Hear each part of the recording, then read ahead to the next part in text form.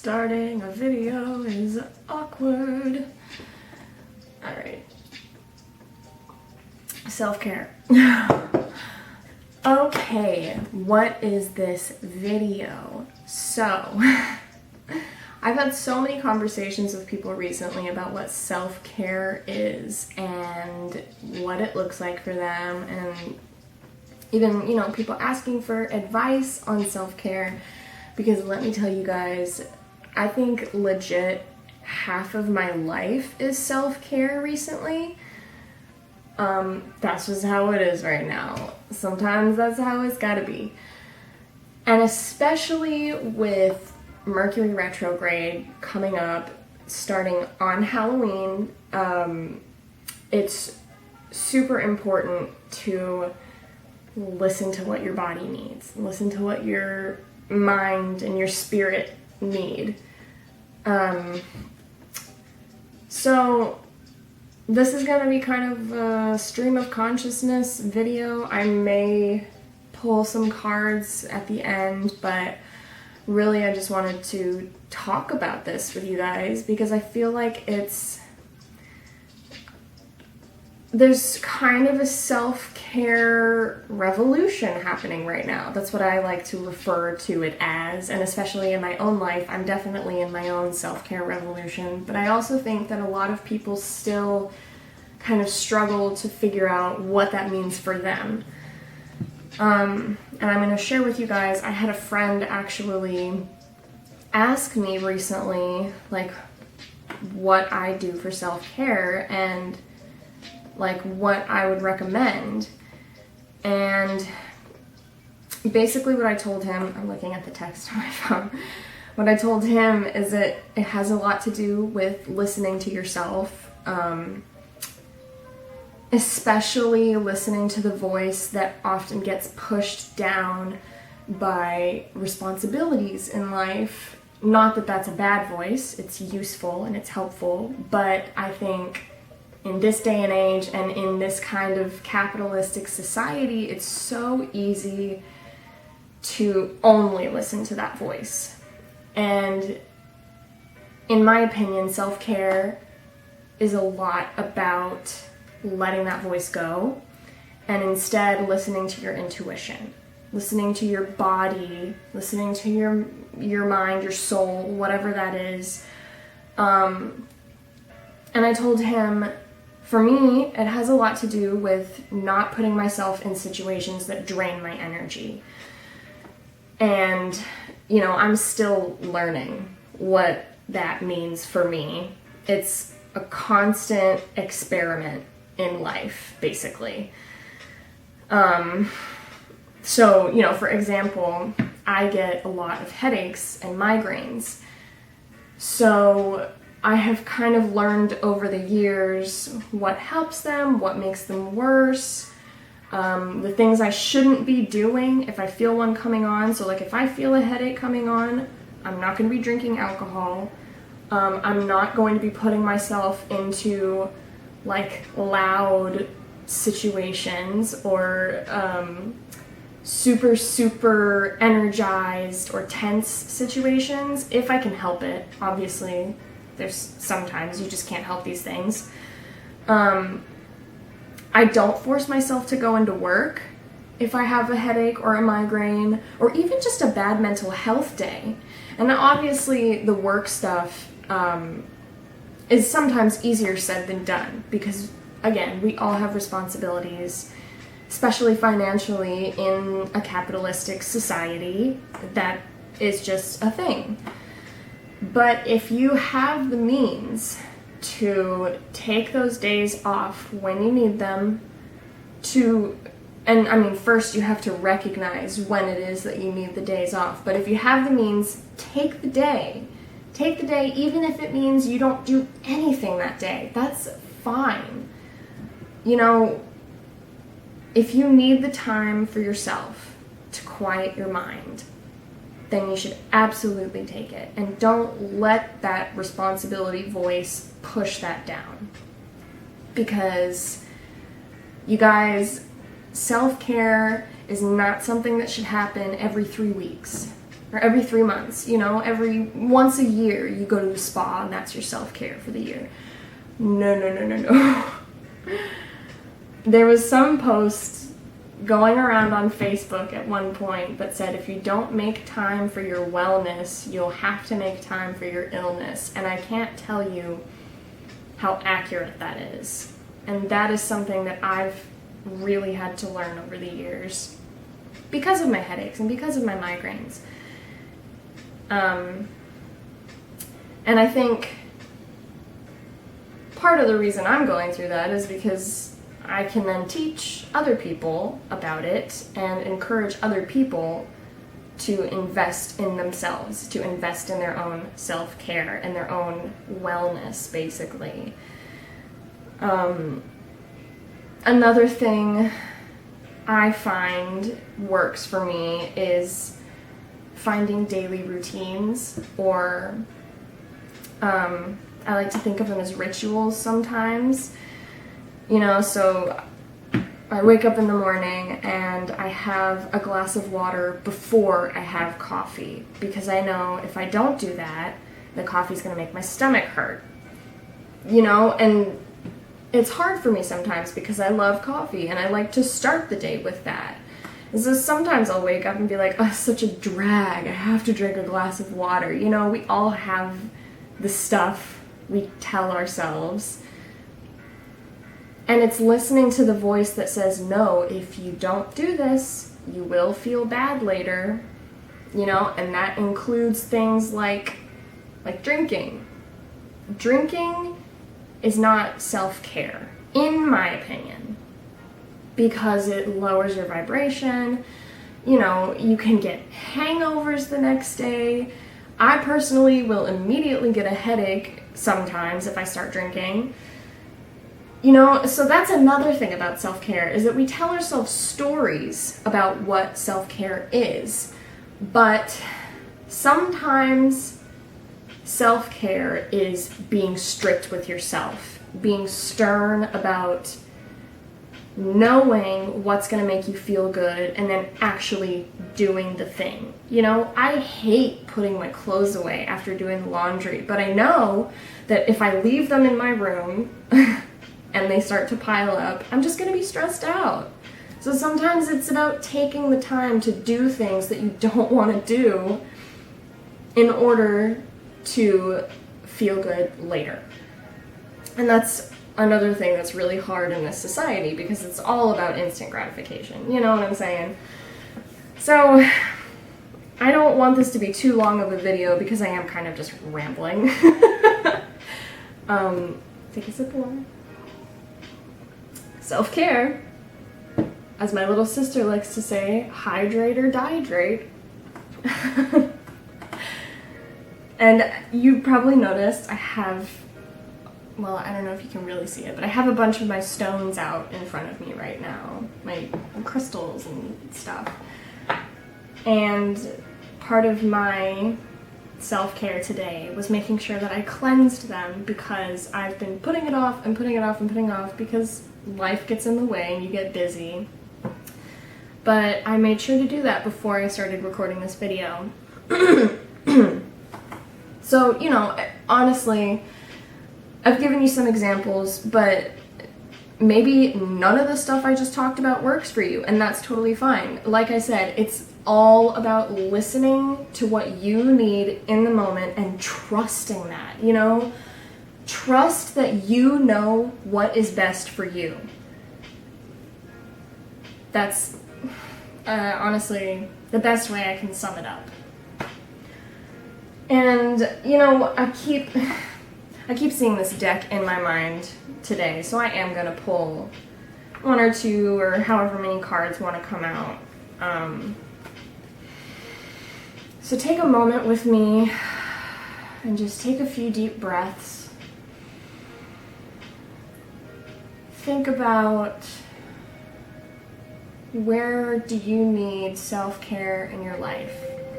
Sorry about that. Where do you need self-care in your life? Ask that question as you're taking the breaths.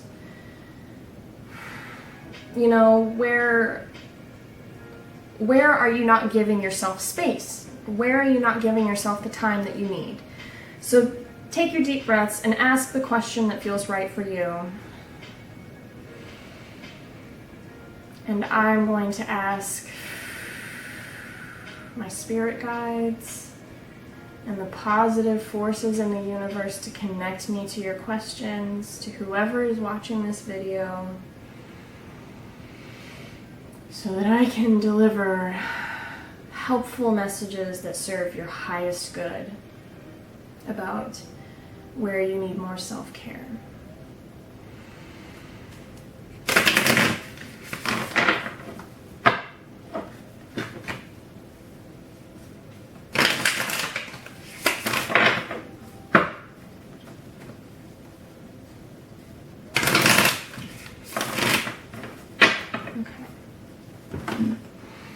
Where do they need to hold space? Where do they need self-care right now? With this Mercury retrograde and Scorpio season, which is so, so intense. I don't know if you guys are feeling this. That's another reason I wanted to make this video. Where... This one does not want to go back. Let's pull that out and pull one or two more.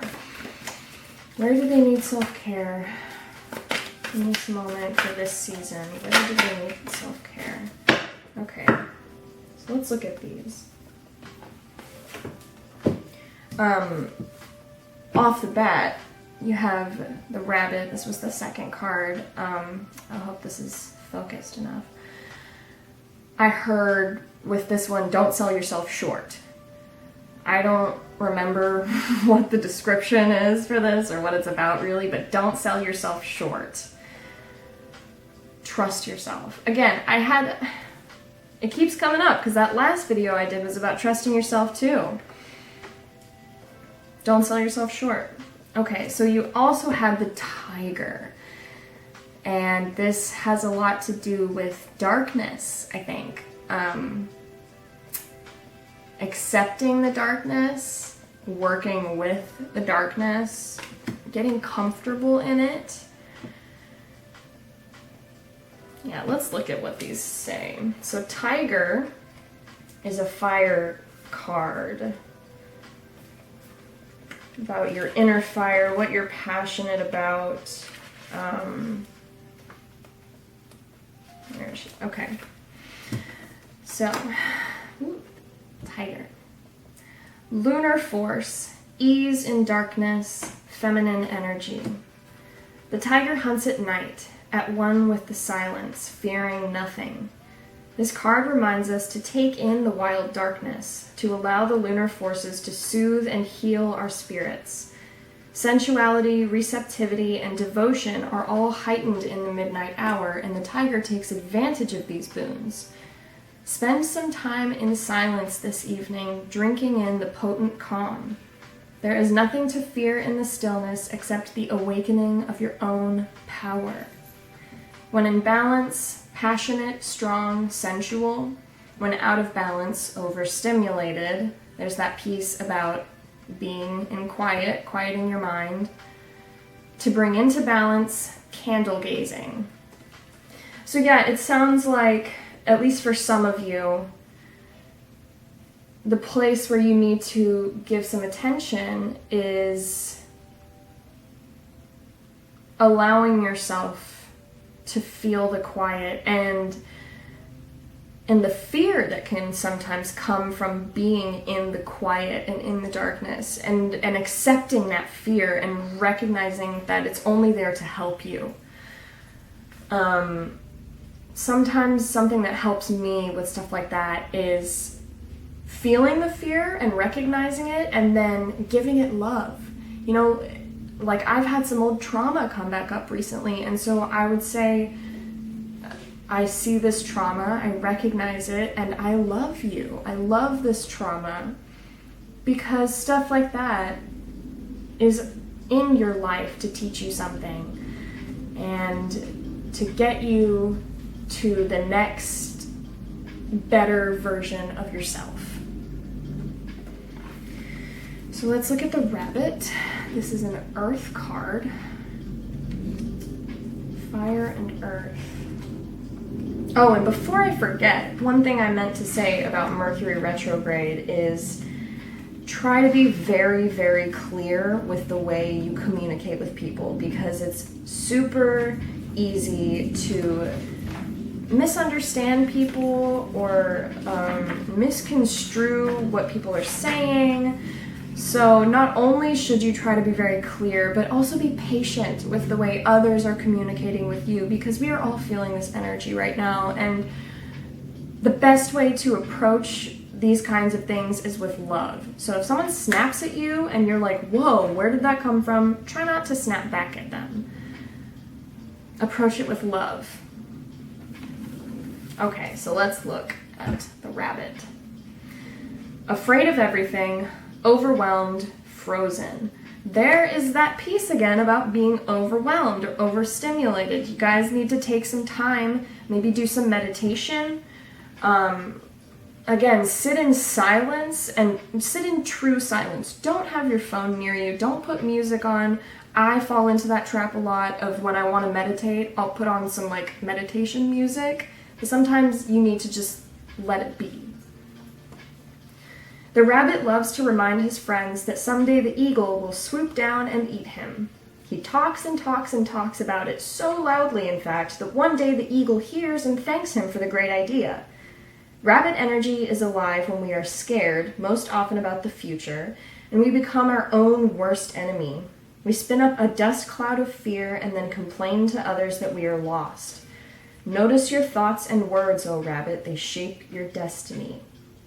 So often, self-care is knowing when to hold your tongue.